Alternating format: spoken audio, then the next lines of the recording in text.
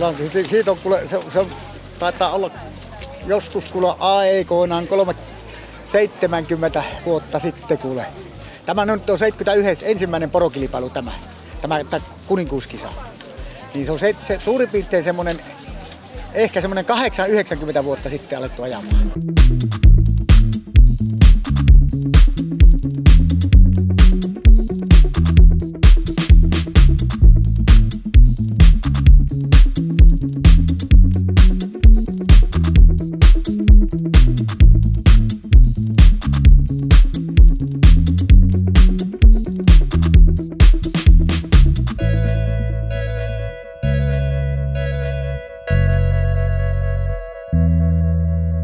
Tämmöinen vesikko ei ole ikinä ollut tämmöistä rattaa meillä.